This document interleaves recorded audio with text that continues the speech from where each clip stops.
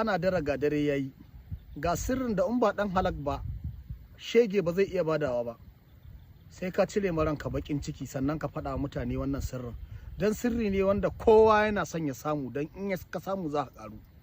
Zan faɗa wa al'umma dan a karu, a kuma kare min addu'a. Duk da ana yi na san za a ƙara, kuma a yi sharing dan Allah. ka cire bakin ciki kamar yan uwanka sharing su karu, kai ma wata ran wani abu zai zo ma na karuwa ka karu. Wanda yake so Allah ya bashi mota, wallahi kasadin ne wannan sirrin na yankan shakku. Ko Allah ya baka gida ne kake ta nema amma abin ya gagara, kai ta tsugunnan haya. Ko kuma kana so ka samu mota ne, kana da gida amma abokanka suna da mota, kana so ka samu ba tare da ka kauce hanyar ubangijinka ba. Wannan sirrin bai da wahala idan kai zaka samu. Ka kare man kallo da kyau. Wannan sirrin da zan faɗa in kai shi zan zauna ma a cikin rai. Da kanka zaka nemi da tsiya kafofin da zaka baka same ni kaman kyauta. Sai dai in baka yi ba. Ni na samu motoci, na samu gidaje. Kai ma zaka samu. Mujarrabin da izinin Allah in kai shi, billahi la ilaha illa huwa zai, in Allah ya yarda. Bai da wahala.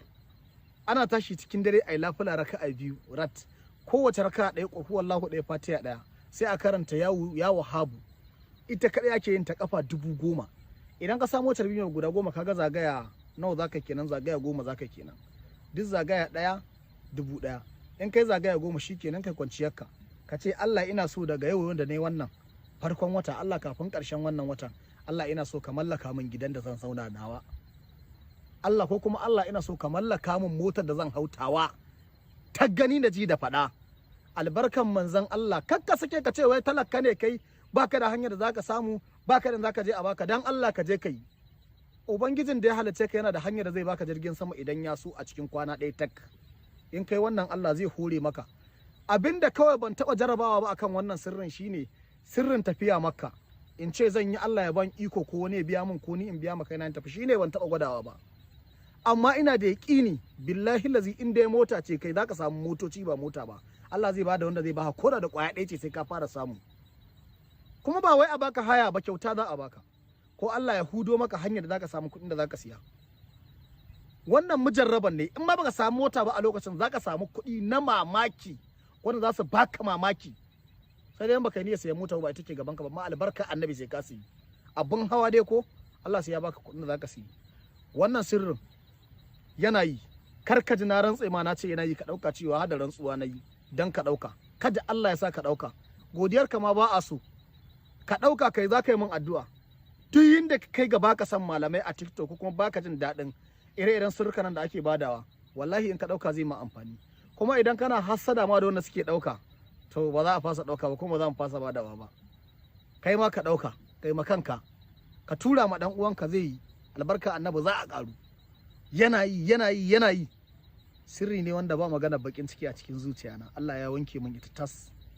Duk nauyin abu da duk yinda yake da daraja, wallahi zan bayar. Saboda Allah ya bani masu yi min addu'a. Kuma alhamdulillah Allah ya bani masu kira na su bani kuɗi, su kira ni kuma su bani sirri. Sai sirri na biyu, wanda yake so ubangiji ya bashi kwarjini na yankan shakku kuma na mamaki take yanki. Idan zaka tashi fitowa ka bude hannunka na dama ka karanta ayatul kursi kafa 7 ka tofa masa, sai ka shafa a goshin ka ce Allah haska ni da hasken manzon Allah, Allah ka haska ni da hasken annabi Muhammadu. Billahi lazi wannan mujarrabi ne shi ma. Zaka kwarjini na tashin hankali in ka fito. Ni ne na faɗa, ka gwada da in zaka fita kai wannan. Sai kuma a ƙarshe abinda zan muku bayani, na yi tagin ɗin akawun guda 2 a nan, in ka duba za ku same su. Da akawun ɗin yaro na da kuma sabon akawun ɗin zan rika ɗora majalisi ne ban manzan Allah sallallahu alaihi wasallama, da kuma ɓangaren in mutum na son a koya masa waƙa shi yaron nawa yana yi, ko ta hiffam ko kuma ta yabo na ƙasida. Yana rubutawa ka biya shi ya rubuta ma ya tura maka, da sauran wasu ababuwa, saboda yana aiki a studio ko ma'aikaci ne shi wannan, saboda post ne.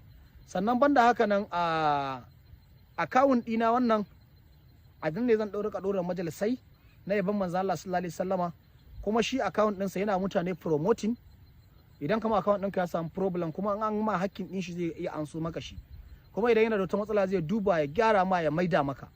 Idan na san mutumin banza ne ba zan sa yi tagin ɗin kanshi a cikin wannan akawun ɗin ba, saboda ya san halina.